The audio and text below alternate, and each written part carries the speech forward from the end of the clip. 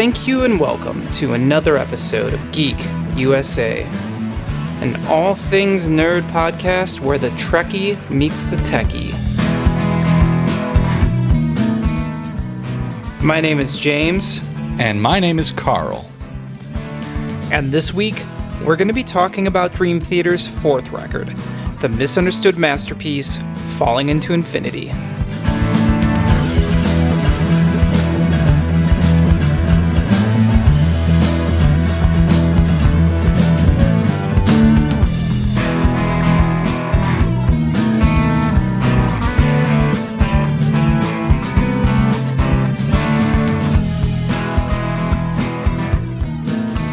All right, Carl. This week, we are talking about Dream Theater's fourth album, the, I think, very much misunderstood, underrated masterpiece that is Falling Into Infinity. Do you have any initial thoughts before we dive into this guy on Falling Into Infinity? Yeah, it's probably their most all-over-the-place album. And again, you're right. It's the most misunderstood one. It's probably, if there's out of like the fans who like the early stuff, this is probably the least liked album. And I would imagine out of the fans who like the later stuff, this is still probably the least liked album. So really excited to discuss this one. It's one of my favorites for several reasons, but we'll get into all that. But I think it's fantastic. Let me give everybody a quick background on this record. So Dream Theater, to set the stage, came off the Awake tour, and when Awake came out in 1994, you remember as well as I do that music was changing, and when they went back into the studio to make what would end up being their fourth album, the record label at the time was like, "Hey guys, the last record, no traction, no gains were made. Can we work on this? Can you guys figure out some way to trim this thing down to make the songs maybe a little bit more palpable to radio?" Music was in a very weird time in 1995, 96 when they were working on this record. Grunge and alternative music were kind of in the last throes of being the go-to music on the dial, and everything was just kind of up in the air. So the band went into the studio and began working on their record. And it was very tumultuous. I think there was different ideas of what direction they wanted to go music-wise, but they came up with a ton of material, 2 albums worth. So they were going to make a double record.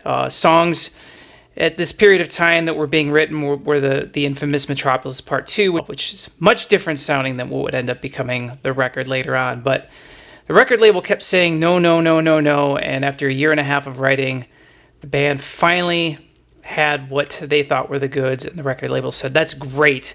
We hear some good stuff there. Kevin Shirley's booked in the studio. P.S. It's going to be a single record, so cut half of those songs." And the rest is history. The band goes in and makes the record. Now, interestingly, at the time, the record came out, and the record label kind of got what they wanted, but like you said, it was all over the place. And while there was a couple songs that were potential singles, there was also some of the band's most stretched out material, at least up to that point, on record. And then also, the tour that followed was, while a big, long world tour, it ended up not really earning the band any new ground. And they kind of came back to the drawing board and said, "All right, see, we did it your way and it didn't work. So now from this point forward, we're going to do it our way. We're not going to do it at all." What do you know? Do you have any additional factoids on the creation of Falling Into Infinity? No, nothing. No additional factoids to it. Really just thoughts. I think that I don't know what anybody was thinking, because if you're saying, "Hey, we need you to go a route on this that is more, commercial," or you're trying to compete with a certain type of sound, I think the problem you're going to run into really quick is that, short songs, yeah, but none of the shorter songs on here sound like anything anybody was wanting to listen to anyway. Exactly. Yeah. I don't know.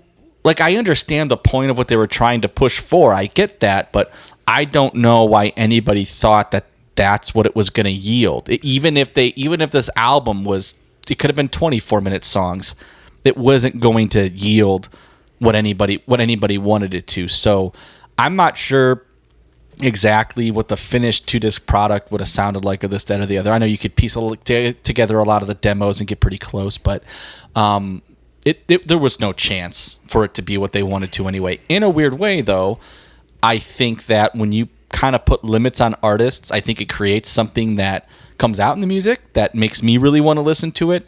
So I'm not even sure. I don't know what it would sound like without all the turmoil, but I think that I like the fact that if the tumultuous nature was a part of why it sounds the way it sounds, I think I'd like that, and I'm not even mad about it. And I don't mind that it kind of came out the way that it did. Well, and the members, kind of have different views on that too. Looking back, Mike Portnoy has been the most vocal, saying that it was, a horrible record to write, but it was fine to record. But he was frustrated with the lack of control. And John Petrucci has said in interviews that he disagrees and thought that, nobody was putting pressure on them, that they were putting pressure on themselves, and that he in particular wanted to explore writing that kind of material. That being said, my personal memory of Falling Into Infinity is it's the first album I bought from the band, and I worked, I knew of them from the radio, I knew of them because of my older sister's music collection, but this was the first Dream.Theater record I bought. And to me, at the time, and even 20 years later looking back, this record was just another shade of what they were doing. It didn't sound like the first two. I think up to that point you had Images, you had Awake, and you had this, and they were all very different albums, and it excited the hell out of me. I wasn't really at that point in time hip to a lot of the classic Rush and Genesis and Yes, a lot of the classic 70s prog bands, and this had a lot of those elements in it. And it also had some really strong lyric writing, which was kind of beginning to be something I paid attention to. So with that being said, without further ado, let's dive into this thing and just kind of talk about it from top to bottom. Carl, the first track that starts off Falling Into Infinity is the 8-minute long New Millennium, lyrics penned by Mike Portnoy. So there's a couple things we notice right off the bat when we pop this guy in the player. There's a new keyboard player, and he's got a really different sound, and John Myung's got this thing called a Chapman stick, and James LaBrie sounds a little bit buried in the mix. What were your thoughts on New Millennium? Yeah, I wondered why, and this has always been the first thought that comes to me with this song, is first of all, the song is awesome. So, I'm not going to dog the tune. It's got a great vibe. It's got great pacing. There was a couple things that really shined with this entire album, but this song is a big indication of, is that the drums sound phenomenal, the guitars sound phenomenal, the keyboards sound phenomenal, but the bass tones are all over the place, and like James LaBrie sounds like he's singing in a bathroom. Yeah. And I always wondered, drums especially. So when I record drums, I've got, and just with the space I don't have like an expensive space to do any of this stuff, and I have my freaking house. And I think drums wind up, to me, even more than singing, I think drums are the hardest thing to get like a nice, clear sound to. And it's like, so I abandoned trying to do that altogether, and I say, well, let's just do my best impression of a muddled 70s drum vibe, and we'll just go with that. I think that drums, in my opinion, are harder to nail than the vocals, as far as like whether I can hear everything. So I have no idea why the drums on this album sound so freaking amazing, and the vocals on this song especially sound like he's like in his shower with a towel over his face. So, but the lyrics are fan-freaking-tastic, and man, the vibe on this, we go from this like ultra prog, metal thing with Images and Words, with we get this great environment and this vibe created with Kevin Moore, and we get this great dark artsy vibe with awesome lead work, a very lyrical lead work with Kevin Moore, and then we get this. Now we've got a guy who's got a lyrical style, but his vibe is just so jammy. It's so electric. It's not like the cheese that you get from the 70s. It's like the cheddar you want to put on your sandwich. It's awesome. Yes, yeah. And so this song, aside from the whole I wonder why they couldn't record the vocals clear, I think is fantastic. It's probably one of my favorite album openers that they have. Yeah, I'll second that. Yeah, this song, within 2 minutes of hearing this song, when they go into the first verse, you realize this is a completely different Dream.Theater. And I, for one, was super jazzed. I love Derek Sherinian, and this song kind of showed, all of his bag of tricks. I love the fact that it's 8 minutes long. There's not really like any noodly solo parts. It kind of just segues from one part to another. And Mike Portnoy on this record begins, becoming the other major lyric contributor now that Kevin Moore's gone. And this is his first, contribution on the record, and it's a fantastic song, just fantastic. The other thing I'll note is that there is the production, like you said, of the band. The vocals are maybe a little bit here and there, but this is a completely different take. Awake had a very 90s, metal sound, and Images and Words had a very late 80s hard rock metal sound. This sounds fresh. Actually, I will say that this record still sounds fresh. It's probably their best produced album from top to bottom. It's very organic. Kevin Shirley, who I'm not the hugest fan of, but he does a great job here kind of capturing the sounds. This song is an amazing opener. The next song on the record was You Not Me, which was originally You or Me, and then was rewritten at the behest of the record company. John Petrucci flew down to Florida in the midst of the writing sessions and hung out with Desmond Child for a weekend, the famous, Bon Jovi and many, many others hit writer, and they reworked the song. And if you have both versions, the original version is probably superior. It's the exact same song, just some minor key modulation differences, but the original song probably flows a little bit better and feels less power metal-y. And this version, I don't know. It's fine. It's a mess song either way. I remember thinking that at the time this was the weakest song on the album for me, and it probably still is. It's probably the only song that I'm not super jazzed to hear when I listen to it. But it's not a bad tune. And if I'm making a mix, the original You or Me is something I actually enjoy a lot better. What are your thoughts on You Not Me, You or Me, You Something Me, whatever? Yeah, this is where you kind of start noticing that. There was a lot of turmoil, when Metallica made the Black Album, but I don't think there's too many songs in the Black Album that sound forced. I know that there was some turmoil and pressure with making this album, but this is one of those times when I don't think the pressure and the turmoil make something better, because the You Not Me sounds like they're really trying to force a hit, with where You or Me sounds like a lot more like this is organically what I would expect from this band. It's mostly the same tune, but you do a little bit of tweaking here and there, and then now you got something different.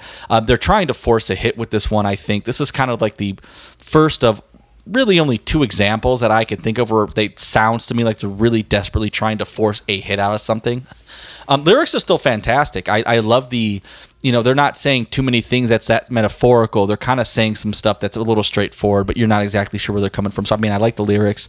The production on this one is where things start to kind of get like a little wonky. Like, I'm not sure what's happening with the bass sound on this. Mm-hmm. I can hear James Abree, I can hear him enunciate like a lot better than on the prior song. It's like the second track on the same CD, so I don't know the hell that's about. But this is one where, again, I would prefer You or Me as well. They're really just trying to force something out of this that I didn't even notice until I heard You or Me. And then when I heard You or Me, I'm like, oh, well, no, that makes a lot of sense. Mm-hmm. And now I kind of don't like this track anymore. So I do the same thing. I make a mix of this, and I kind of take this off and put You or Me on it. The next track is Peruvian Skies. Now, this song, this Pink Floyd meets Metallica, is a completely different look for the band again. And this is an example of the opposite of what you just said, where the kind of pressure and economy produces good results. The band, this is the last time that they really work this way, where they kind of cook the material for a long time, demo it. The demos sound amazing, actually. They spent a lot of time recording this record before they finally recorded it. So I think a lot of the songs kind of got whittled down. And Peruvian Skies is an example of an almost 7-minute song that I think is flawless. Like, it has atmosphere, it has a strong chorus, it has an awesome instrumental section. Everything serves the greater song. And John Petrucci contributes an amazing lyric, haunting lyric. The band sounds great. Interesting to note that during the recording of this record, Kevin Shirley kind of insisted they tracked each song from top to bottom individually. So the band was forced to kind of redial in their equipment and try different things. Again, the last time they would do that, John Petrucci plays a lot of different guitars on this record, Tellys and Strats and vintage guitars that he kind of gets away from on future records. And it's a shame because I think this is a good example of like these first three songs have completely different guitar tones, like completely different guitar tones from top to bottom, from the cleans and dirties. And this song is probably the first super rocking moment on the record. I remember Carl driving home from work one day after picking this record up, a teenage me, and getting near my, driveway, and the final section of the song's kicking in, and I drive past my house and I just keep on driving because I want to keep listening, so that's kind of the power of this. What are your thoughts on Peruvian Skies? The thing that sticks with me, I mean, everything you said is completely spot on. This is, once you get over You Not Me, and then you get to this one, you're like, now we're kind of back into Dream Theater mode. And this is something that I didn't think about the first maybe 20 times I've heard this song, but I don't think that Derek Sherinian's strongest suit is necessarily, or at least it's not something he does often, where he creates like an artsy kind of environment, something that's like a little creepy and haunting. And maybe that's because most of these songs just aren't creepy or haunting. He does a really good job with that here. And I think that it's kind of like, it's not a very full tune. The guitars kind of sparse, the drums, Mike Portnoy's not doing his, all over the place thing. It's kind of like a bare bones tune. I think that Sherinian does a really good job with kind of carrying like a little bit of a vibe to it.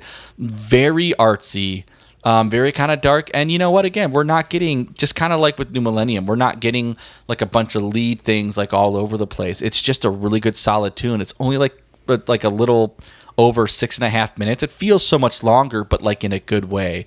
Very well paced. Yeah, I don't know. There's the Pink Floyd joke. I think that they I don't know what tune in the one live performance to kind of throw the Pink Floyd part in there, and then they do the same with Enter Sandman. But fantastic tune. Almost wish it was like the second tune on there, or and then we just kind of move You Not Me around. But I love it. It's fantastic.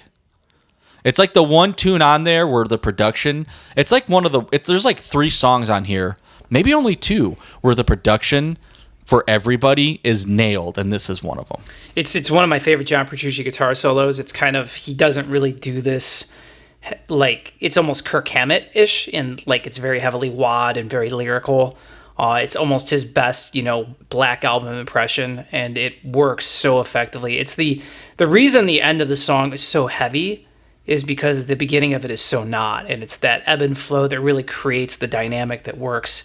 The next track is another John Petrucci lyric, Hollow Years, a song that, 16-year-old me was like, ugh, this song sucks, skip. 26-year-old me was like, this Budokan version's pretty cool, I really like this rip and solo. And 36-year-old me says, this song is genius, and this is one of the best lyrics this man has ever written, and I'm so stupid for not thinking this song is amazing earlier. This song is great. It kind of feels like it's at a weird spot on the disc, but it's a fantastic song, and I've definitely come full circle on this guy, especially that Budokan version. What are your thoughts on Hollow Years?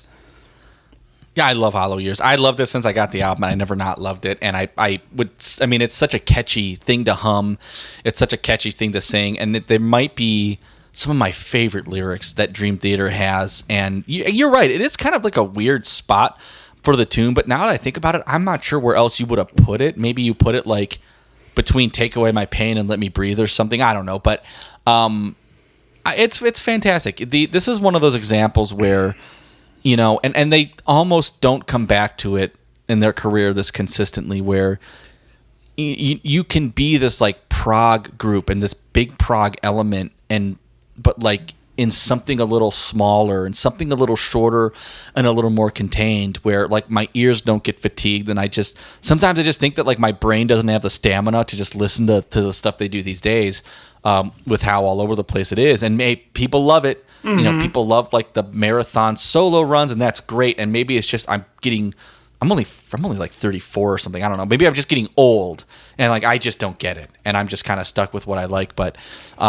this is kind of like the proggy thing that like I wish they would come back to like once in a while, make something a little more contained, but really good lyrically, really good haunting.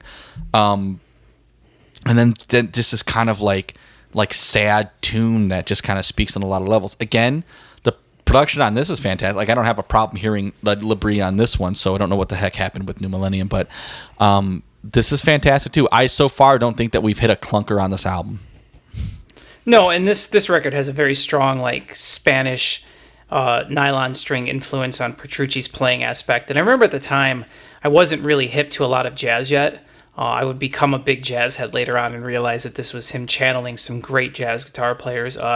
Again, kind of elements that he doesn't really pull out of sense, but it's a wonderful, wonderful tune. The next song is Burning My Soul. This is the first real like metal track on the album, kind of just rocks from start to finish. Has a very strong Deep Purple vibe. I mean, Perfect Strangers is the song I think of when I think of this song that it's evoking, and Derek Sherinian really brings that like organy, Machine Head in rock, Deep Purple vibe, on these heavier songs. And as a huge Deep Purple fan, I was a big fan of this and thought this was an awesome thing to add to the band.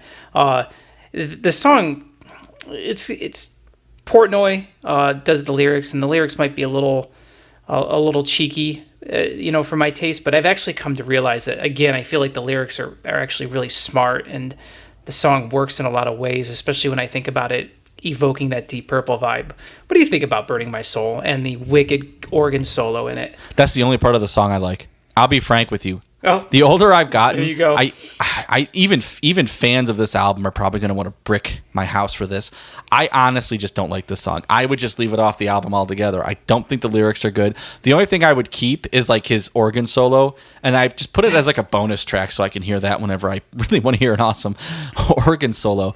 I don't dig it. I think that they did sonically, they tried to force a sound that really honestly wasn't there. I just don't know if Shirley really knows how to mix that super heavy thing. I don't think that he gets that, because I think that the bass tone here, there really is no bass tone. It's all the clicky mids. There's no weight to it, and I know that the articulation for the bass tone wasn't all there on Awake, but it had the weight to it. And when you're doing the heavy riff, like the guitar tones on Awake had the weight to it, and they don't have any real weight on here. And in fact, I think if it did, it would just sonically, it just would stick out with the rest of the album, but at least it would sound, I guess, good, I guess is the best way I could put it. I think when they play it live, I like it better, but I'm not really a big fan of the tune. The lyrics, the tune, the way it's put together, it just sounds to me too forced. Maybe this is like the least forced track on the album for all I know, but I skip this like every time. I actually put Caught in a New Millennium on here in its place so I can hear that version awesome. of the tune. And even though, yeah, I love it. And I don't like Burning My Soul at all. Okay. Well, I think I think I could feel you like balling up a fist and you're about to like throw a punch through the microphone. No, I was going to actually say that, and I'm going to kind of run through the rest of it at the end, but this is one of those examples where, I've spent a lot of time with the demos and the Falling Into Infinity re-release on this record because I was such a big fan of it. And I firmly believe that every decision that was made, save for the You Not Me rewrite, was to the benefit of the audience. And this is the chief example. So the next song is the instrumental Hell's Kitchen, which kind of serves as a prelude to Lines in the Sand. Now, originally, Burning My Soul is like this big, long, epic song, and Hell's Kitchen is an instrumental section in the beginning of it. And I think very astutely, Kevin Shirley saw two songs and separated them and kind of made the band make the instrumental a little more fleshed out. And I think what we end up with, a lot of you don't like Burning My Soul. It's whatever, but it ends up being at least a standalone single and doesn't tarnish. If you had to listen to all of Burning My Soul to get to Hell's Kitchen, you'd be extra pissed off. But instead, you get Hell's Kitchen, which might be my favorite Dream Theater instrumental. It's the 6th track on the album. It's a beautiful, haunting, like I said, kind of prelude to the next track. Carl, tell me about Hell's Kitchen. This is the prime example of how a creative person, like behind a drum kit, can be ultra creative on drums. I mean, this, first off, from top to bottom, between everybody, they're all nailing it. With what Sherinian brings to it and what Petrucci brings to it are, you can't even put like a value to it. But Portnoy specifically, it's amazing how he kind of pushes and drives this. I mean, and the vibe on Hell's Kitchen musically is, it's a little repetitive, with kind of the way like the vibe goes along with the way like the key and the way it sounds. Mike Portnoy, And the way he switches up how he drums it and the rhythm and his interplay it is, I think, what makes the song here. It's a shining example of just how good Portnoy is. And when I say, even though Portnoy and his musical contributions later on in Dream Theater, maybe one of the reasons I like him yet less, I don't like that harder metal sound that they had, and he's obviously a good driver, chief driver of it. This is what I mean. Where I still don't want to hear Dream Theater without the guy in it, because at the end of the day, the creative vibe where his noggin goes when he plays drums. This is the example of why I love it so much, and why I love him creatively playing the drums. It's one of my favorite songs they have. And you're right. I still might take the Metropolis, but this might be one of their actual best instrumental. It's short, it's fantastic, it's sweet, it feels longer than it is. It's everything that you want out of like a prog instrumental. That song very epically segues into Lines in the Sand. There's a lot of people out there, a lot of Dream Theater fans that don't like Falling Into Infinity, but I would think we would struggle to find a fan that doesn't own this disc if not for Lines in the Sand. This is a fan-loved epic, consistently seen at the top of best of lists by anybody who knows the band. This is a song that kind of ties together every single facet of what they do on Falling Into Infinity and puts it into one song. It's interesting because the idea that you're going to have a new keyboard player, you're going to be kind of focusing on these more like song oriented things and kind of trimming things down, kind of all goes out the window here. This is vintage Dream Theater. But despite its 12-minute running time, I think that every second of Lines in the Sand feels deliberate and a piece of it. One of John Petrucci's best guitar solos, an amazing lyric. James LaBrie, I think, sings the hell out of this song. The Doug Pinnick sing-along is kind of cool in there, too, the additional vocals. Carl, give me your thoughts on Lines in the Sand. It's amazing. It's probably my favorite lyrics off. Favorite lyrics off the album. It's my favorite solo off the album. John Petrucci this is, in my opinion, like the high point of what he could do with lead guitar. In my opinion, I don't think that he's done a better solo than this. It is, if not the best song on the album, it's got to be the second best one. I guess you could really compete with. You can really compete there with Trial of Tears, but and dang, Derek Sherinian, I didn't know that somebody could play keyboards like this. Like I didn't know this is what keyboards were for. The feedback and all of that stuff. Yeah, and this is where I know he's a strong personality, and it's probably had to be when he eventually splits, but this is the thing that I think Dream Theater misses these days. You've got this amazing virtuoso, I play so fast, time travels backwards guitar player. And I think that you need this. You need this guy like this, or a Kevin Moore, somebody who kind of brings things back down a bit, but still knows how to be like this lyrical soloist, but this kind of like this creator of an environment. It's very jammy, it's very open, and it's got a great feel. I love Doug frickin' Pinnick. I'll listen to that guy sing anything, even on his horrible solo efforts. And I think it fits well on here just fine. John LaBrie just nails it with this, like the back and forth, like the ups and the downs, like the louds and the softs that he does singing this tune.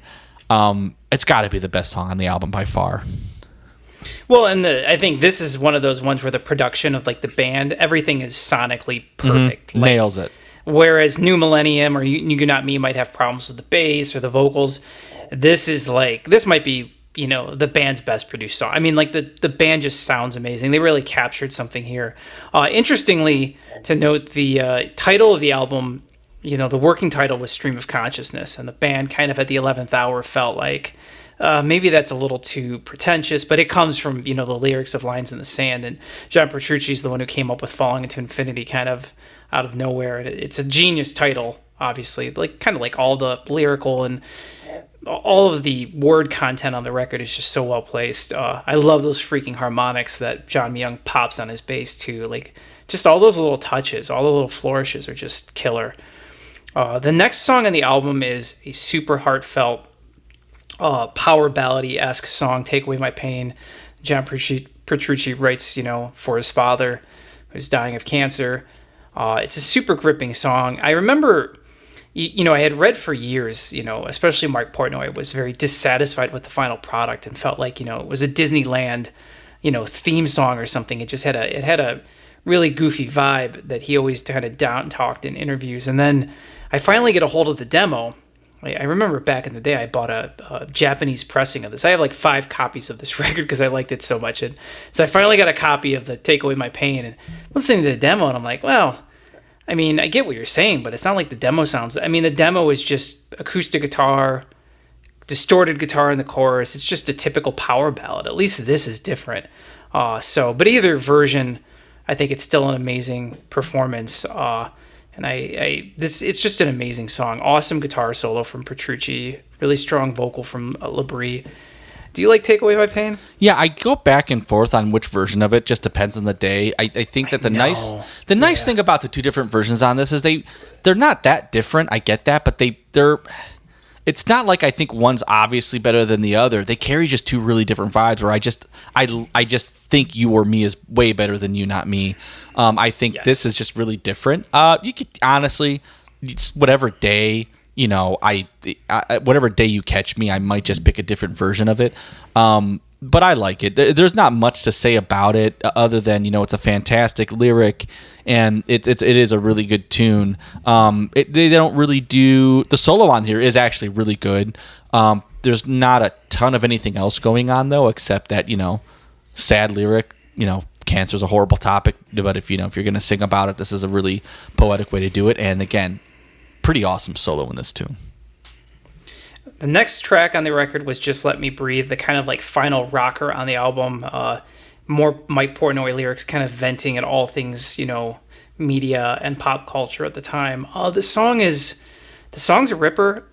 I love the song. It doesn't really have, any super strong chorus or melodic part. It kind of just shifts from parts to parts. And what I dug about it at the time, I remember thinking like, this is an example of a song that kind of goes over the course of 5 minutes. It kind of evolves and changes, but never drops in tempo or intensity. It just builds and builds and builds. It's a really good, it's a really good kind of ripper without being heavy metal. Like it's obviously hard rock and metal, but it's fast and heavy in a different way. And it's not Iron Maiden. You know what I mean? Like they find a way to kind of rework each verse every time around. The song's a really good, clever song. I don't know that it's, my favorite song, but it helps give the album a little bit more rock on the back end and kind of breaks up all the ballady stuff. Are you a fan of Just Let Me Breathe? Yeah, it's like a fast, loose, jammy rock tune. I love it. I like it a lot more than Burning My Soul. If we're just going to talk about like the 2 more rocking tunes on it, I would take this. There isn't a live version of this tune that I don't dig on either. It's awesome. It's fantastic. And again, not a whole lot to say about it. Is there even like a... There isn't like a real solo in it per se. No, more than there's like they just wrote this really awesome like instrumental interplay with it, which was fantastic. So again, I can't say a lot about the tune because there's not a lot going on. It's just a good, solid, fast, loose rock tune, and I think it's with the whole second like after Lines in the Sand, it's really kind of a slow album except for this tune. The next song is Anna Lee, the James Labrie pen lyric. This is there's a lot of different elements going on this record, but what Derek Sherinian really brings to the fold is that classic 70s keyboard element. And, this is his Elton John contribution. Anna Lee very much feels like it could have been on one of those like vintage, like off Goodbye Yellow Brick Road. It just has a very strong, it's not a power ballad. It's something else. Super strong lyric and vocal performance, I think, from Labrie. This song is all atmosphere. When the whole band kicks in on the second verse, it's super haunting and powerful. Beautiful guitar solo from John Petrucci. I remember, when the 5 Years in a Lifetime video, like the VHS cassette came out, they had a bunch of stuff from their Unplugged show that they had done, on the following tour of this. And it's really, this performance of this song on that video is really when I fell in love with the song. What are your thoughts on Anna Lee? Yeah, I think Anna Lee is a really good tune. And I think that every time I hear that, you just can't get away from it. Oh gosh, I am such a horrible person, and this is where my mind go when I mean, it's a great. Honestly, I shouldn't like go so lowbrow in the tune. I mean, it's a fantastic lyric. Portnoy's on fire as far as lyrics on this album, except for Burning My Soul. So I get actually not on fire. He's 2 for 3, but it's a fantastic tune. It's got kind of like a sad vibe to it. It's got like a little bit of a tragic sound, kind of a bare bones production. Everybody can be heard fantastically. Yes. This is one of the other tunes where like I don't have an issue like hearing anything that James says on it. His enunciation during that kind of high point's a little wonky, but it's not because the production was there. It's just like he could just be like chewing gum. I don't know. Was this the part where like his like tongue just got really fat and like? Because I swear to God, around this point in the career, every time I hear him singing, his like tongue looks like it's having like an allergic reaction, it's hanging out of his mouth. It's really weird, but no, it's a fantastic song. It's very stripped down, very bare bones. The guitar solo in it's pretty slick, but yeah, Sherinian's got kind of like a wild personality, right? Like with the way he plays, he's got kind of like this wild, free way of kind of doing anything that he does. And this is again another example where I think that like he really just knows when it's tasteful to kind of just bring it down and then hold it back, and we're just gonna make like this tune is gonna be what it is, and he's gonna do what he can to make it that way. So. Yeah, it's a little ballady considering the whole second half of this album. I just think this album's tracked very bad as far as like the listing goes, but it is a good tune.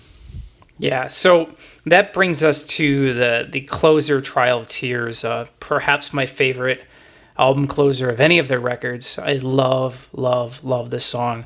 There's the super introspective, deep John Young pen lyric. It's kind of got 3 separate parts to it. It's all atmosphere. The production's amazing. It's the same kind of production that you see on Lines in the Sand, where I think the entire band is kind of shines on it, and the whole groove with the Chapman stick part is just genius. I love this song. I love the instrumental section. I love the ending. I love the coda at the end. I love the lyrics. I love the atmosphere. I love the live version on Live at Budokan. I love the live version on Once in a Life. I love the live version every time I've heard it. I love this song. It's one of those songs. Every live version of this is awesome. It's 13 minutes, and it's very repetitive and very dronish, and it's genius. And it's the kind of song that the band in this current configuration is incapable of writing. And it's okay, because I have this song. But this song, to me, along with Lines in the Sand, if for no other reason, you should own this record for these 2 songs. This is the band at its peak. Nothing like this in their catalog before this point. What are your thoughts on Trial of Tears? Yeah, this tune is a clinic with the idea that, because I know some people can really lay on a vibe and make it sound fresh from one end to the other, and John Myung puts the foundation on this tune, but man, notationally, the vibe, it doesn't get far off the track. I mean, the riffs are a little different, and his bass line is a little different, but from one part to the other, you're right, it's very repetitive. And this is a really good example of where, James Labrie and the way and the vocals and the melody and how he sings it really helps differentiate it. And then the play between Petrucci and Sherinian with the lead work, same thing. They break this song. They're the reason that this song sounds more broken up than it is. Like once you've heard it a few times and really listen, you're like, no, this really is repetitive. They're the reason why it takes a few listens to notice that. And the second solo that Sherinian does on here is probably his best one. It might be my second favorite keyboard solo that that band has in its entirety. This is one of the best album closers. I think if we had a whole podcast on album closers, this would probably be my favorite one. Yeah, it would be hard for me to have a convincing reason why it shouldn't be. And I think that the thing I'm most impressed about with Trial of Tears is that as much as I geeked out on it, 20 years ago when I got this record initially, I listened to this song 4 hours ago, and it still goosebumps, the 300th time I've heard it. That's just powerful, man. It's just powerful, and it's the kind of staying power. It's not nostalgia. It's not just because it's a record from my youth. Like, I'm getting it as, my current age, and I'm still getting new things out of it. But that kind of closes up the the what existed as the only version of this record, the proper release. But now I want to talk about the what could have beens. So, obviously Falling Into Infinity was intended to be a double disc, or at least they had enough material for it to be a double disc. And the record company came in and kind of laid the law down. And, this is one of those conversations where there's most of the material that could have been on the separate disc, I think. It would have been nice to have been included. But I want to talk about all the songs and kind of get your thoughts on them. So we've kind of touched on a little bit of it now, but the first song we're going to bring up is Raise the Knife, another very long epic.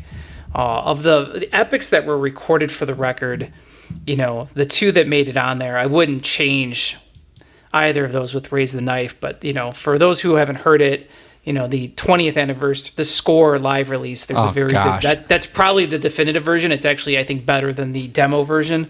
But that kind of highlights the song. Raise the Knife is very much, an epic in the vein of Lions in the Stand or Trial of Tears, but even a little bit more stripped down. What are your thoughts on Raise the Knife? Oh, Raise the Knife is probably the tune that I should replace Burning My Soul with. It's soon. Jesus. This tune. Well, we don't have to replace it. We can just add it on to the end because we're making our own double disc. Okay. I usually think in terms of replacing crap that I hate, but you're right. Well, no, Raise the Knife it's like So the Tea Party has a song called Lifeline, and it's the best tune. It's one of the best tunes that never made it onto an album release. This is up there with that. This song is perfect. The fact that it never got that a full album release, it should be considered a crime. That being said, you're right. The version on Score is phenomenal. It's performed so beautifully. The lyrics on here are they're just so you could tell they're just very deep and personal. And Labree's attack on it's perfect, where he kind of hits it and then backs off and brings it down. It's amazing. This is probably, out of all the tunes that weren't on here, this probably is the best one. The next track that shows up on and really what I'm referencing is, for everybody who doesn't know, the Falling Into Infinity demos, which is a Yahtzee Jam bootleg release, is kind of where all the stuff's been compiled. But I will say that the mastering on that disc is lacking, and that there are many singles and bootlegs floating around where I think there's better sounding versions of these songs. But the next track is Where Are You Now? It's a 7-minute, I guess it kind of reminds me of a U2-esque song. It's the only song that we're going to talk about here that I would have just left off the record. I just don't think it's a very good song. I think they do this song better with all of the other, with Take Away My Pain or Hollow Years. It's kind of long. It's kind of repetitive. It's not a very strong melody. Do you have thoughts on Where Are You Now? Yeah, it's okay. It's exactly. This is one of those ones where you can hear why this didn't make the cut. It's better than anything that came off of When Dream and Day Unite. I'm not saying that it's a bad tune. I could see where if you're thinking, wow, I want to hear a 2-album the release from a band, well, Dream Theater is probably perfect for that. Well, if these were the things that were going to make it the 2-album thing, this is one of the reasons I'm glad that they didn't. The next track we're going to talk about is The Way It Used to Be. Now, there was a single for Hollow Years floating around that had this as well as the next song I'm going to talk about as B-sides. And didn't they have a Christmas release? They did. It was for a fan show. There was a great version of it on there. Yep. There. Yeah. So, and it's all the same. It's essentially this is also the same version that's on the Yahtzee Jam release. So, this song was actually the first 2 songs we talked about were just demos, but The Way It Used to Be was actually recorded in the Kevin Shirley session. So it is of the same quality as the rest of the record.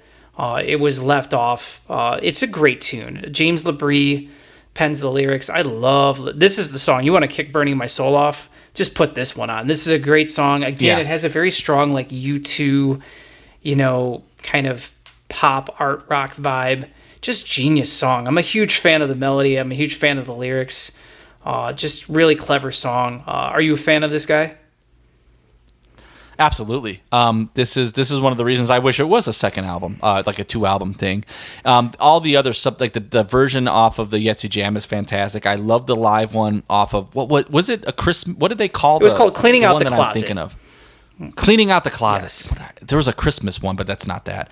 The Cleaning Out the Closet. It was the version of it 1999 too. Christmas present to the fan club. Is where you got it. Right. Okay. That's right. Okay. So like, Don't Look Past Me was on there. Both versions of Till Live Forever.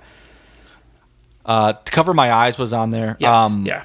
They have so many releases, like, of all the. This is one of the great things about this band is that I think I've heard almost all of these to a great extent, and I still kind of get confused as to which release was what for what purpose. There's so many of them. It's like a never-ending hole of I got to get this one and I got to get this one. This is a great band to like try to collect all the crap fun because it's ultra fun and there's amazing performances and everything. But yeah, no, the way it used to be is fantastic. Yeah, you're right. You can't really make this a double album because you have the things like Where Are You Now and some of the other ones that just wouldn't really make it a great second album. And of course, one of the ones we're going to get to obviously made its own album for a good reason. So if I could take the way it used to be, I absolutely would kick Burning My Soul off for it. Well, let's talk about that, what you just kind of referenced. So then the next song we'll discuss is Metropolis Part 2. They wrote a part 2, part 1 begged for a part 2, and there's a 21-minute instrumental version. Pieces, nooks and crannies of the record are on there. Now, for anybody listening who hasn't heard it, I promise you are much happier that this was not released. The record company said no, and then they made a record out of this, because this version is fine, but it's like the best way I can describe it is a poor man's Change of Seasons at this point. It's just a bunch of disparate parts all kind of jammed together. It doesn't work at all. And I think what ends up becoming probably their best, most fan-loved record doesn't happen if this is included here. So good job, whoever decided that this can't be part of the record. Do you have thoughts on the Metropolis Part 2 as it sits here now? Because I don't know where they were when they made I don't know where they were in the process when they made the decision to cut it down to a one album thing. Was the version of this exactly what, like, was it ready to go? Like, they were about ready to release this, or were they all just demos at the time when they made that decision? Everything was demos, before they went in. But this demo, I mean, you've heard the demos and you've heard what ended up on the record. They didn't make any major changes to the song, so I have to assume that this would have been essentially, plus vocals, what they would have done. See, I would like to assume the opposite, and that they would have come to their senses, because it really isn't a great tune, and what it eventually exploded into was far and away a way better listen and a way better venture. This, yes. Yeah, it would have been tragic. If this was on the album and this was the release that we got, and I am, for the same reasons you mentioned, very happy that this did not stick and did not make it on. The next song I'm going to talk about is Cover My Eyes, which is another kind of fast rocker, a very, very tuneful song. The version that recorded here, the demo, is fine. It's the whole band, it's electric, but I'm going to reference that Rotterdam show again. And for those who don't know, it was a fan club release that they took most of that set and released it. But that acoustic version is just awesome. But the song is just a cool little song. I have to imagine if it had been recorded for Falling Into Infinity, it would have just been a nice little rocker. I really dig this song. Are you a fan of Cover My Eyes? Absolutely. And the Cleaning Out the Closet, or the Rotterdam, whatever we're calling it, it's a fantastic version of it. I know, besides the demo and then that, I haven't heard another version of it. I don't know how often they actually played it, but it is an amazing tune, and I would rather have this on here than some of the more slower because again, that entire after Lines on the Sand, it kind of drones on a bit. It would have been nice to have another tune like this to kind of break it up. It's not fast, but I mean, it's a little more. It's got a little more kick to it, in the pace than Anna Lee or Take Away My Pain does. I mean, the record is almost 80 minutes. I really feel like you could have just added 5 more songs and then made 2 60-minute discs. It's a double record. It doesn't have to be both discs maxed out. So I agree. I would have just added this to the mix.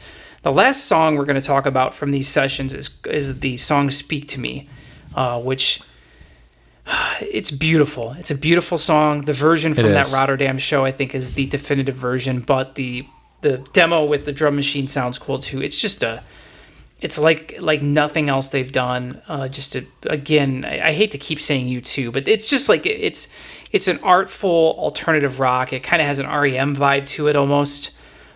Just great. James Labrie came into this writing recording session having suffered like a really bad vocal issue that kind of left him not at the top of his game, and so it was good because this material kind of allowed him to not have to push that higher register, and he really he excels in this kind of emotive middle range. What are your thoughts on Speak to Me?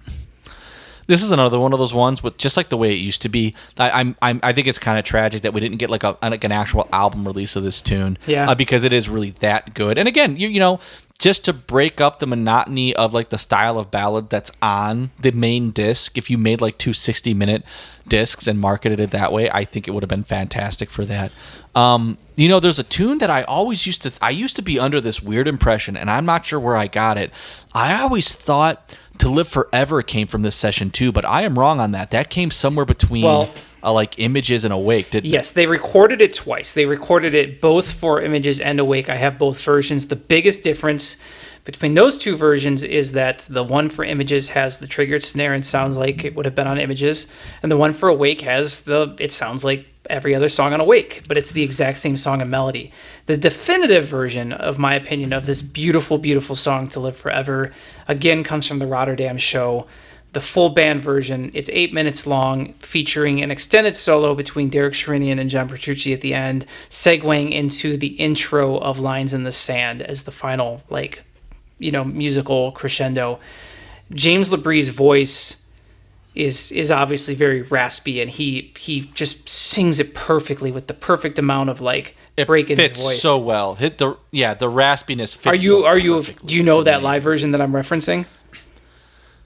From the Rotterdam one, yeah. It's the other two ones that you say you've got both versions. I'm not even sure where those other two versions come from. I've never heard those. They both exist. So back in the 90s, so they did a Christmas CD every year. I have all of them. Starting in 97. So the 98 Christmas CD had the Rotterdam show. So it had Speak to Me and Lifting Shadows and Silent. Basically the songs you see on the 1 Year in a Lifetime VHS or DVD set. The 99 Christmas CD had the demos. And included in, with the demos from that we just covered, Raise the Knife, where those studio demos, it also had both studio versions of To Live Forever. They're only like a few seconds apart in time, so they're nearly identical versions. It's just very interesting to listen to. There's also Don't Look Past Me, which is another fan-beloved song that was recorded during a demo for the Awake sessions but was left off. I'll tell you, anybody listening to this podcast, if you don't know what we're talking about, there is a treasure trove of unreleased stuff. Most of it can be found on those Jet Set Jam releases, but if you're not a fan of Falling Into Infinity, I urge you to just check out some of this material. And like I'll always say, I think I've said it on every one of these podcasts, my favorite record from Dream Theater is probably the mix I make of all of the material from this record that I like the most, and that's probably what you need to do if you've been turned off by some of what you've heard. So that being said, we kind of ran through all the songs, and I think we're both in agreement that there's only really a couple clunkers here. So let's talk about what worked and what didn't work with Falling Into Infinity, because it was obviously a big change. Derek Sherinian, where do you come out on that? Does he work or does he not work? Both. I mean, I know that wasn't their first choice. So their first choice was Rudess on this one. So I guess you can kind of consider Sherinian a fill-in guy. I think he works. I'm bummed out that we didn't get more of him. And I don't want to dump on Jordan Rudess. He's just not my kind of keyboardist, and I wish we would have had more. But we might not have gotten the next album release in the way that it is without Jordan Rudess. So, but yeah, I think. If you were going to have to replace a Kevin Moore, this was the perfect guy to do it with. Still a bit of an atmosphere guy, just in a looser, more jam kind of fashion.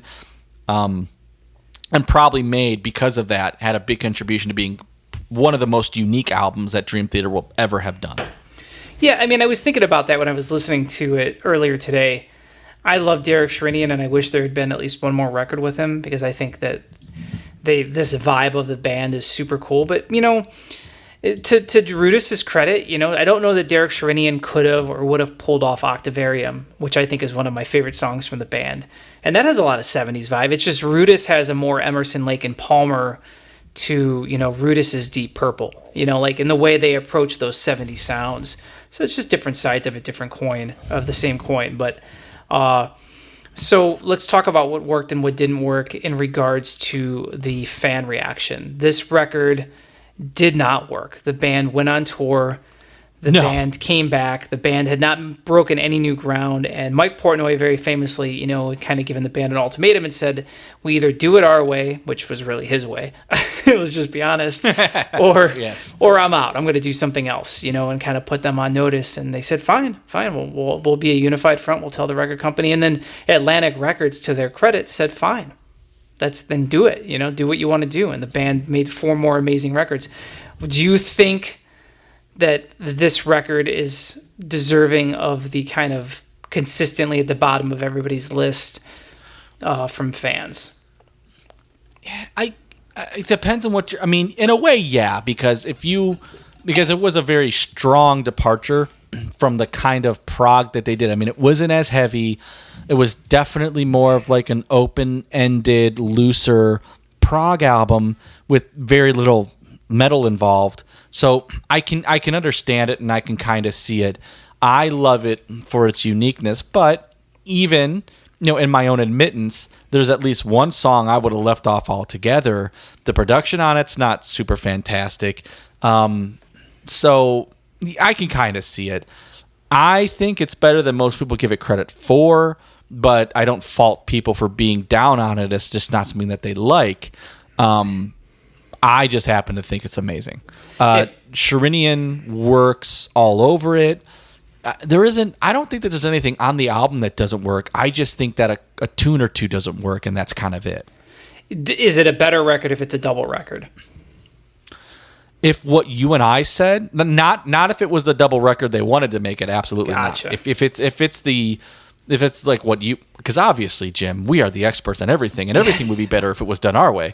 If we did it the way that you said, where it was like the 2 60-minute discs, and you included like Raise the Knife and the Cover My Eyes and the Way It Used to Be, but you left off like Metropolis Part 2, but you kept Speak to Me, you kept You or Me. If you did all those things that I think they should do, then yes, I think it would be an amazing double disc, but absolutely not the way that they wanted it. Yeah, I couldn't agree more. And I think that this is an example, like we've said, where perhaps at the time having their hand forced by outside powers was a blessing in disguise that perhaps, some members of the band didn't recognize. If you hadn't been put through this process, you wouldn't have had Scenes from a Memory. And to be honest, who doesn't need a little discipline? Let's be frank. Up until this point, the band had been incapable of writing a song like Hollow Years or like Anna Lee. They needed somebody to say, hey, guys, it doesn't have to be epic after epic. And, Change of Seasons and Metropolis Part 2 were signs that the band was just going to keep going further in that Rush direction. And I think it was good that a company said, hey, that's fine, but we need to break this up. And I think even the epics are more focused, and probably because of that demoing process. So I kind of wish that the band would get back to that. And I know I'm not alone. I think John Young very famously has said that over time, that he missed them going through that process on different points. But that's a story for another day with another podcast for another record.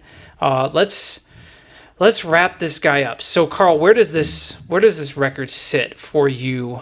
If you're ranking them, if you're putting it into a mix, is it at the top of your list? It sounds like you're a big fan of it. It's at the top of my list if I take the career as a whole. If we're taking just like, if we're kind of cutting their career in half, I don't know what the halfway point would be. Would the halfway point would be 6 Degrees? What would that? That's kind of in my head. That's kind of where I put it, is 6 Degrees. Right. So if we did it as a halfway point, it's probably not. Probably not, as high on my list, but as far as like the career as a whole, very high. I really dig listening to it. It seems sometimes like it could be kind of a bit of work if you're trying to make like the perfect mix of the best parts of this era or something like that, because there's a lot that went on with the demos. But there's so much, not even just from this album, but there's so much branching out that happened with this album that it's ultra fun to kind of dig into. Well, I'll even take it a step further, and like I'll just say, if we're just talking about the record as it was released, not a mixtape version of it. If we're just talking about it as it was released, I'll put this at the top of my list. The beauty of the band up until the point of 6 Degrees is they didn't do anything twice. Nothing in their catalog up until that point in time sounded like this, And the beauty of this record is that it just gave you a different vibe. When I didn't want to hear screaming vocals, when I didn't want to hear, the workouts, of images and words, I had this. And it was a more relaxed listen. And I was surprised. I've been surprised as time has gone on that there hasn't been more of this side of the band. I think Octavarium is probably the closest we come, but I don't feel like the songwriting is as strong as Octavarium as it is here. So I feel like this record, if I'm looking for this side of the band, this is it. And it's probably in my top 3 or 4, regardless of the day for that reason. There's been times when I felt like it's my favorite record, but I have to be honest, I think 6 Degrees, there's not a second of 6 Degrees that I would skip, but you're right. I mean, if I'm not in the mood, I'm not going to listen to Burning My Soul. If I'm not in the mood, I'm probably not going to listen to, I'm probably going to go from Lines in the Sand right to Trial of Tears. So if I'm going to skip half a record, I can't say it's the best record. But that being said, it still gives you a different flavor. So I can't say enough about it. And I think it's a record that I often... People who love it, who share our opinion, will say essentially the same things we've said, but it gets a lot of hate. And I think a lot of people now, because they're on record number 14, maybe haven't really listened to it. If you're going to dive into a band, you go online, you go on the forum, you look at what people have to say. You don't check out the records that everybody says suck. Why? There's too many records. So I would just urge people, if you're a fan of, like 70s prog especially, jump back into this guy. What are your final thoughts? Absolutely agree. It's one of those albums where I think everybody should give it a shot, especially if you've been listening to this grind and maybe, you're a little sick of the thicker Dream.Theater grind and like that thicker prog metal thing and you want something different. It's absolutely worth a listen. Out of a lot of the bands that just do that straight prog rock thing without doing the metal piece to it, it's certainly like one of the best ones that exists. So I'd go for it in a heartbeat. I can't say post 6 Degrees. I don't think there's an album that I like better than this one. So no, it defines a really good period where we're not doing the thick darker metal thing. We get a lot of good jam rock out of a band that's really good at jamming. So I'm happy with it. I think it's one of their best. And if they were to try to revisit that idea, something a little looser, I'd be all for it. Would you be as big of a fan of it if you didn't have Awake and Images and Words before it? So what I mean to say is, if the band had just released this as their debut record, do you think it's as good of a record, or is it because it's the answer to those other 2 records that it feels like such a strong release? I think I would have been just as big of a fan, especially once I got into my Rush phase and my, what else is as awesome as Rush. Yes. I probably would have hit on this eventually and been like, yeah, this is freaking awesome. The nice thing about this band is like I don't have to listen to one album with any kind of context of the previous one, if that makes any sense. These first 5 or 6. 1, 2, 3, 4, 5 are pretty unique from one another, from one to the other, and I'm not really kind of looking at it from like this is an answer to this or a response to that. To me, it's really just kind of like a record all on its own. I don't think it's worse or enhanced or anything based on what came before it. I think maybe I more judge it based on what came after it. Because I think when you listen to this one, it is kind of all over the place with the production and the song and songwriting. And I think that once you get to Scenes from My Memory, you're like, holy crap. So I think maybe I do a little bit of that, but I don't think I define this at all based on Awake or Images. Yeah, no, I don't disagree. Let's do the fun stuff. What's your favorite track off the record? Favorite track off the record is Lines in the Sand. Yeah, that's easy. See, if I'm going to answer that, it's not easy. I think I say Trial of Tears, but it's like 1A and 1B, and Lines in the Sand on a given day could be 1A. And I think Trial of Tears. Trial of Tears, if I'm only going to take one song off this record and put it on like a mix where I take one song off every record, this is the song I'm going to take. What is your favorite lyric? Favorite lyric on this one is probably going to be Trial of Tears. Yeah, it's a super strong. The Myung lyrics are just so good from top to bottom. I think Lines in the Sand is also super strong. And I like New Millennium. I think Mike Portnoy's lyric writing is not often given the credit it deserves. Do you have a favorite like drum, bass, guitar performance? Oh, absolutely. By far, my favorite drum performance is Hell's Kitchen. So it's that good. And I'm not a drummer like you are, so it was interesting all the stuff you were saying. I guess I never thought about the drums being so important on it, but you really feel like that's makes the song. Absolutely. It's probably my favorite like individual drum performance by the guy for like his entire career. Wow. I mean, he obviously rips on drums a lot faster, a lot cleaner on a lot of other points in his career. But as far as like pure creativity, drumming over something that's sonically can be a little repetitive, this is, I think, the shining moment. And this is, I think, the epic example of what you can just do with pure creativity on a drum set. Awesome. What about bass? Bass, I'm going to go with the album opener, New Millennium. I would like to go with Trial of Tears. I don't think that he kind of holds that tune down more than he's like shining on it. Mm-hmm. But I think with New Millennium, he kind of does both. I think that because the guitars are just doing really kind of a loosey-goosey thing over it. They're really just there to add color, I think, with him and Derek kind of go back and forth with it. And I think that Myung both holds it down, but the way his lines kind of play throughout, I think to me really kind of just holds that song, kind of holds it down both, but keeps the door open on it, so to speak. No, that's awesome. Do you have a favorite guitar performance from John Petrucci? Yeah, Lines in the Sand. His solo on that is probably my favorite solo he's ever done. Yeah, it's as somebody who's spent a lot of time studying his playing, I can tell you that he is he's a cleaner guitar player today than he was at that point in time. He's much more technically proficient, but I don't think he's capable of playing this way anymore. And I almost think it's one of those, you can almost learn too much. You can almost be too good. And it's, if you're a guitar player, you probably marvel at everything he does. But 99% of the people listening to Dream Theater aren't guitar players and don't care. And I think I sometimes wonder who he's playing for, on stuff. But this album and these solos, and at this point in his career, he was still, at that point where everything, he everything wasn't always on 10. So what about your man James? Do you have a favorite vocal performance?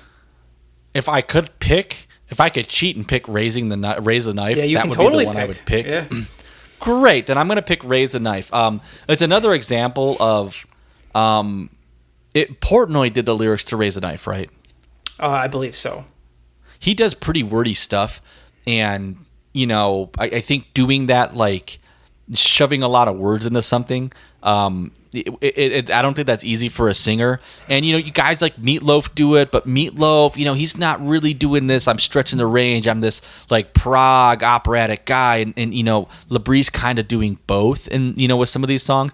And I think there are points with Raise a Knife where there's just this beautiful melody, and he's just like bringing that beautiful melody in that's very, very James Labrie way that he does. But I think there are some points where like you are really kind of putting a lot of words together, and I think that Raise the Knife's a really good example of you could do that. And if you've got a singer like this that's good, you can do the full on big epic vocal performance, but also kind of shove all that in there without doing really bad rapping, as would happen later in the career. So I would probably, for James, absolutely would, if I would take Raise the Knife. So let me ask you a question, just not to sidetrack, but just real quick. If you're in the studio, like you and me are making a record, okay? Let's just say we're working on this record. We got a record deal. We're rich. It's awesome, man. This is a great scenario. We're so happy. We're making a record, and I come in one day, and I'm like, Carl, the vocals you're doing are great, but let me just show you something really quick I want you to do in this thing. And you're sitting there, and you're like, all right. I'm like, all right, here's how it's going to go. And I'm like showing you this thing, and it's like a rap. And you were like looking at the lyrics, and you're like watching me do it. What do you do? do you just say, okay, man, I'll try that? Or do you go, fuck you, I'm not singing that. What is this? And P.S., let's pretend this is like 2004 when like all of this is really, really uncool. What were they thinking? Doesn't somebody say, Mike, come on, man, like that's just dumb. Like I love Mike Portnoy, but that's got to be the dumbest thing I've ever heard in any song. It almost ruins the song. Like, right? Like, I mean, come on, how stupid is Honor Thy Father? Like, I get that it's an emotional song, but like, what a horrible, whose idea was that? If you came to me and said, Carl, I want you to rap on a song, I would look straight at you and say, listen here, you ungrateful fool. I'll give you a dose of reality. And I would tell you, no. That's exactly what I would do. I'll see her when she's older, and I'll bounce her on my knee. Like, oh my God. Just like cringe. It's not even, if the rapping wasn't bad enough, the lyrics were just that bad. I remember like So driving bad. around with whatever girl I was dating at the time, and it was like one of those you know what I'm talking about. You're listening to Dream Theater, you're driving around with somebody, and it's cool, and it's just background music, and then that comes on, and I'm like, ugh, I have to skip this song. But if I skip it, she'll know that I'm embarrassed by it. But I'm so embarrassed by this right now. She's totally not going to want to date me. We're totally not going to have sex tonight. Like, this is horrible. Yeah, I know. Like, you know what I'm saying? And don't you think who you're asking to do it? I mean, you know Labrí's French, right? He can't rap. It's not gonna happen. He tries his best though. He tries so hard. He does. You know what? I give James the Trooper Award because Yes. that I think that I would have said no. And you're just going to have to kick me out of the band if it's that important to you, because I don't think I could do that. Like, I don't think I could. And I don't think Labrí can either, but he gave it a shot that I certainly wouldn't give it. I wouldn't have the guts. I would feel that ridiculous. And I think that you get to a point with, you're a performer, and, a band like that isn't necessarily a democracy. And that's the gig, and that's the performance. And, he gave it his best shot. And that is kind of a testament to James. And you hear it too, where he does this, in several parts of the career. He'll do this mix of more effeminate voices to kind of match a point that's trying to be gotten across that, again, I don't think a lot of, especially men, would even give their best shot at doing, let alone that they could do it in the first place. So I'll give him some props on that. It's a horrible idea that Labrí apparently did his best to make the most out of.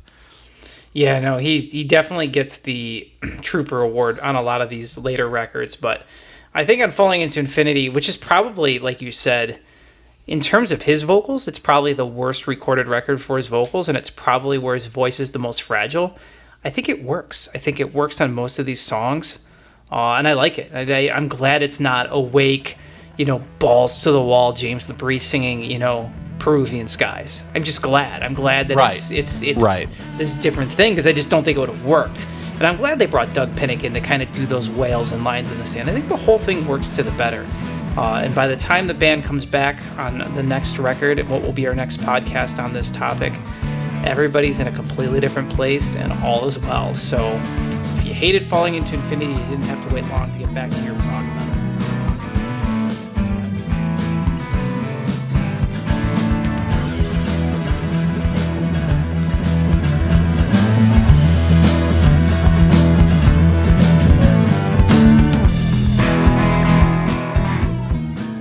Thank you for listening to Geek USA. Follow us on Twitter at Geek USA Podcast.